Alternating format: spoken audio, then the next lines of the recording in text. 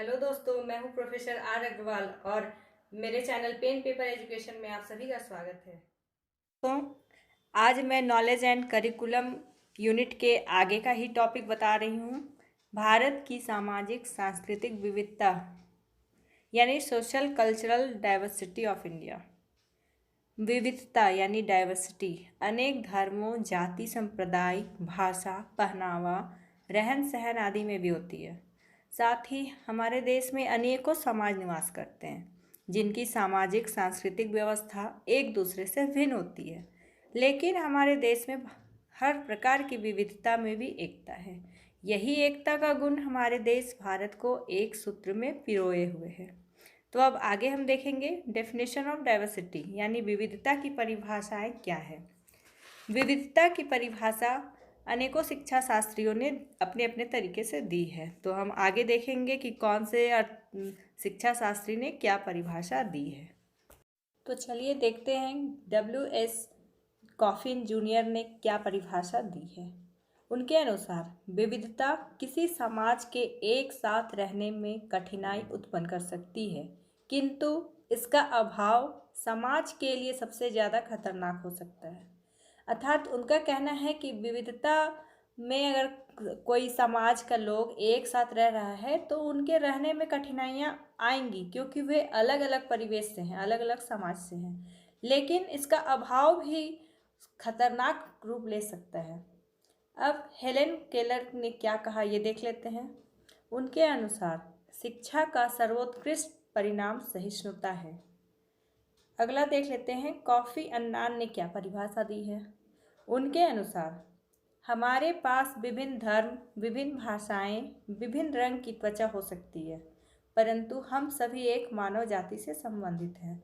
अर्थात हम काले हैं, गोरे हैं, अनेकों भाषाएं बोलते हैं, अलग अलग धर्म मानते हैं, फिर भी हम क्या हैं, मानव जाति हैं। भारत में अनेक क्षेत्रों में विविधताएं पाई जाती हैं। तो आइए देखते हैं कि वे क्षेत्र कौन कौन से हैं। पहला है सामाजिक एवं सांस्कृतिक विविधता। प्रायः यह कहा जाता है कि विविधता की अवधारणा आदतों, रीति रिवाजों, पहनावा, त्योहार, विश्वास आदि के रूप में व्यक्त होने वाले सामाजिक सांस्कृतिक विविधता समाज का सबसे प्रभावशाली दृश्य प्रस्तुत करता है। इसने लोगों को अपनी संस्कृति को संरक्षित एवं सुरक्षित रखने के लिए सहिष्णुता, आपसी सम्मान, असंतोष और विचार विमर्श के मूल्य आदि के रूप में भारतीय समाज की विविधता की झलक दिखाई देती है। यानी कि हर एक का सामाजिक और सांस्कृतिक कंडीशन अलग अलग होती है, लेकिन उनमें क्या है, सहिष्णुता है, आपसी सम्मान है और विचार विमर्श एक दूसरे से वे करते हैं। तो ये क्या है, सारी चीज़ें भारतीय समाज की विविधता में भी एकता की झलक दिखाई देती है। विविधता के इन्हीं गुणों के कारण विश्व के अन्य भागों से आने वाले लोगों को अपनाने और समाज के साथ एकीकृत करने में सक्षम बनाया है। यानी भले ही वे लोग विविध हैं, अलग अलग हैं, उनके विचार विमर्श अलग अलग हैं, लेकिन सभी जब एक मिल जाते हैं तो विदेशियों को भी वो अपना लेते हैं। इसका उदाहरण आज भी है हमारे पास, जो मुग़ल कालीन कितने वर्षों तक मुग़लों का राज्य रहा, फिर अंग्रेज़ आए, अंग्रेज़ों का रहा, पारसी आए, पारसियों का रहा, तुर्किस्तान के लोग आए। तो कहने का मतलब कि विविधता को अपनाने में हमारा देश शुरू से ही सक्षम रहा है। अब हम देखेंगे भौगोलिक विविधता क्या है, यानी जियोग्राफिकल डाइवर्सिटी क्या है। भारत शुष्क मरुस्थल, सदाबहार वन, हिमालय पर्वत, उपजाऊ मैदानों जैसी अनेक भौगोलिक विविधताओं से भरी पड़ी है, या कह सकते हैं कि अनेक प्रकार की भौगोलिक विविधताओं से संपन्न है। जैसा कि हम जानते हैं, राजस्थान के क्षेत्र में शुष्क मरुस्थल है, बालू ही बालू है। कहीं कहीं पर सदाबहार वन है जहाँ सालों भर हरियाली रहती है, जो कि हमारे इंडिया के नॉर्थ ईस्ट वाले क्षेत्र में है। फिर हिमालय पर्वत है और कहीं मैदानी इलाके हैं। हर जगह अलग अलग भौगोलिक स्थिति होते हुए भी हमारी जो लोग हैं वो एक हैं, इंडिया हमारा एक है। अब भौगोलिक विविधता के भी अनेक प्रकार हैं। जैसे भारत की जलवायु या क्लाइमेट, हम जानते हैं मैदानी क्षेत्रों में अधिक उष्णता होती है यानी गर्मी अधिक होती है, और हिमालय क्षेत्र में वहाँ की जलवायु शीत होती है यानी शीतल होती है। दूसरा आते हैं पॉइंट फर्टिलिटी, उर्वरता में। गंगा के मैदानों को विश्व के सर्वाधिक उपजाऊ क्षेत्रों में से एक माना जाता है। और वहीं थार मरुस्थल जो राजस्थान वाले एरिया में है, वो क्षेत्र क्या होता है, अनुत्पादक होता है, यानी वहाँ फर्टिलाइजेशन बहुत रेयर होता है, बहुत ही कम होता है। तीसरा पॉइंट हम देंगे वर्षा यानी रेन। देश में वर्षा की मात्रा समान नहीं है। ऊपर से भारत मानसून पर निर्भर है। कहीं अधिक वर्षा है जैसे कि चेरापूंजी, और कहीं एकदम कम वर्षा है जैसे राजस्थान।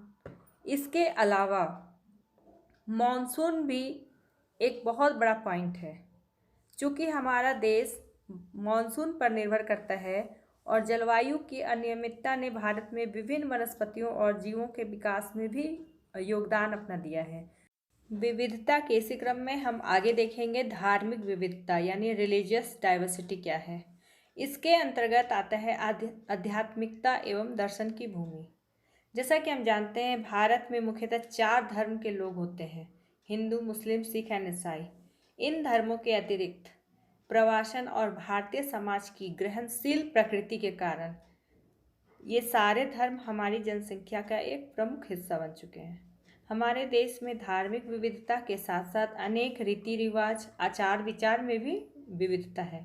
यहाँ तक कि अलग अलग धर्म के लोगों के खान पान की आदत एवं पसंद में भी विविधता है, यानी हर एक धर्म के अनुसार अलग अलग खाने पीने की आदत होती है और अलग अलग उनकी पसंद होती है। रीति रिवाज भी अलग होते हैं, पूजा पाठ के नियम, कोई गुरुद्वारा जा रहा है, कोई मंदिर जा रहा है, कोई मस्जिद जा रहा है, कोई चर्च जा रहा है। इसके अलावा उनके व्यवसाय, अनुष्ठान, विवाह आदि में भी विविधताएं पाई जाती हैं। इसके अलावा हम एक और पॉइंट देखेंगे, भाषाई विविधता यानी लैंग्वेज डाइवर्सिटी क्या है। भारतीय संविधान की 8वीं अनुसूची के अंतर्गत 22 भाषाओं को मान्यता प्रदान की गई है। फिर भी भारतीय भाषाई सर्वेक्षण के अनुसार भारत में 780 भाषाएं एवं 86 लिपियां हैं। लगभग यहाँ 4 मील की दूरी पर अलग अलग भाषा बोली जाती है, यानी उनकी बोली परिवर्तित हो जाती है। तो हम कह सकते हैं कि हमारे देश में भाषा की विविधता भी है, फिर भी अनेक विविधता में भी भारत हमारा एक है। अब अंत में कंक्लूजन अवश्य देना चाहिए, तो चलिए हम कंक्लूजन देखते हैं। जैसा कि हमने उपरोक्त व्याख्यानों में देखा कि भारत में अनेक क्षेत्रों में विविधताएं हैं। यहाँ सामाजिक विविधता है जिसके फलस्वरूप उनकी संस्कृति, धर्म सभी अलग है। उनकी भाषाएं एवं रीति रिवाज भी अलग अलग हैं। और तो और भारत की भौगोलिक स्थिति भी एक जैसी नहीं है। कहीं मरुस्थल है तो कहीं अत्यधिक बारिश, कहीं सूखा है तो कहीं पहाड़ और मैदान, फिर भी हमारा भारत एक है। तो हम कह सकते हैं कि भारत हमारा बहुत ही महान राष्ट्र है। तो दोस्तों, अंत तक वीडियो देखने के लिए धन्यवाद। अगर वीडियो पसंद आया तो इसे लाइक एंड शेयर कीजिए और सब्सक्राइब करना मत भूलिए। धन्यवाद।